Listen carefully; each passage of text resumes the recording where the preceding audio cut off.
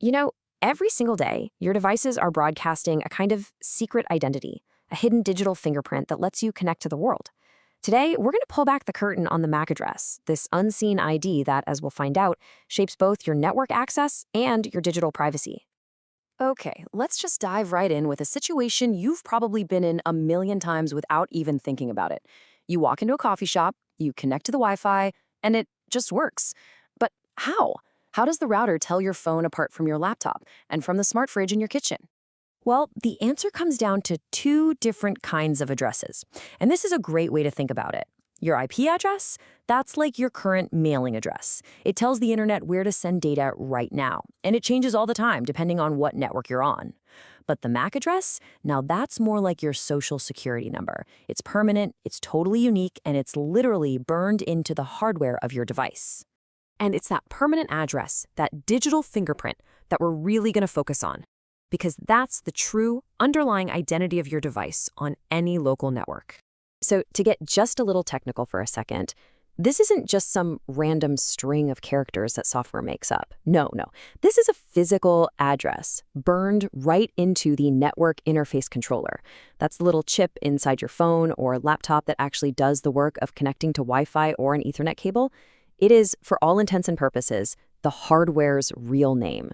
So what do these hardware names actually look like? Come on, let's break down the anatomy of a MAC address and see what's inside. Okay, at first glance, it just looks like a jumble of letters and numbers, right? It's a 12-digit number written in hexadecimal, which is just a fancy way of saying it uses numbers 0 through 9 and then the letters A through F. You'll usually see it broken up by colons, but sometimes you'll see hyphens or nothing at all. But here's the really cool part.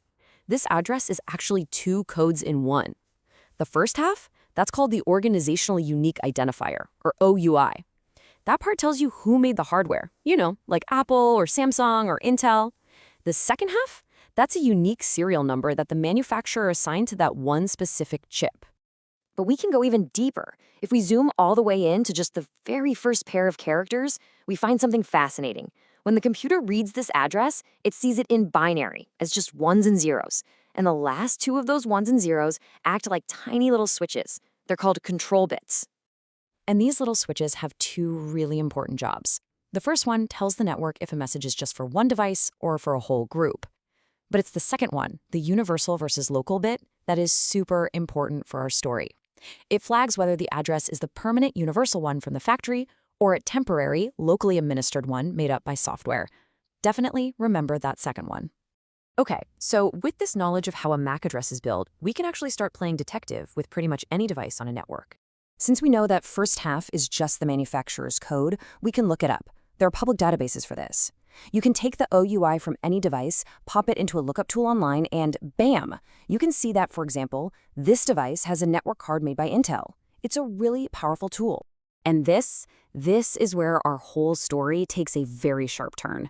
See, a permanent unique identifier is fantastic for managing a network, but it's also a potential privacy nightmare. I mean, think about it. If your phone is using the same digital fingerprint everywhere you go, networks can track your movements, from the coffee shop to the airport to the office. So, in response to these exact privacy concerns, modern devices have come up with a really clever defense mechanism.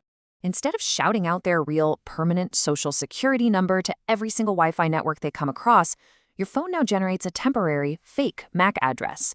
It's basically a disposable identity that it uses for just that one network, which keeps your real hardware ID protected from being tracked. Okay, this is the really cool part. If these addresses are basically fakes, how can you even tell? Is there some kind of secret tell that gives away the disguise? Oh, yes, there is. And it's an incredibly simple trick. All you have to do is look at the second character of the entire MAC address. If that character is a 2, a 6, an A, or an E, then you are almost certainly looking at a randomized private address. And it all comes back to that universal/local control bit we saw earlier. To create a private address, your phone's software just flips that bit to local, and mathematically, that always makes one of those 4 characters show up second. Pretty cool, right? Now, while this is a massive win for our personal privacy, no doubt about it, it has created a brand new and very real headache for the people who have to keep our networks up and running. Imagine trying to run a library where every single person uses a different fake ID every single time they visit. That's pretty much the problem network administrators are facing. As one admin put it, every time a phone with a private MAC connects, it asks for and uses up a new IP address from the network's very limited pool. So, this privacy feature can actually cause a bit of chaos. Networks can suffer from what's called DHCP exhaustion, which is a fancy way of saying they just plain run out of IP addresses to give out. And forget about troubleshooting someone's connection, it's nearly impossible without a consistent ID. All your usage stats get totally skewed, making it hard to plan for the future. And this brings us right to the central conflict at the very heart of modern networking. It's this fundamental trade-off between two really important goals. And this really sums it all up. On one hand, for you, the user, a randomized MAC is a clear privacy victory. It shields your identity, it stops you from being tracked. But for the administrator, on the other hand, it creates a total identity crisis that blinds their tools, wastes resources, and just makes it incredibly difficult to maintain a stable, reliable network for everyone. Which leaves us with this final question to chew on. This constant push and pull between our anonymity and the network's need for stability is happening silently every single time you connect to anything. So the next time you tap that Wi-Fi icon, you'll know you're right in the middle of it.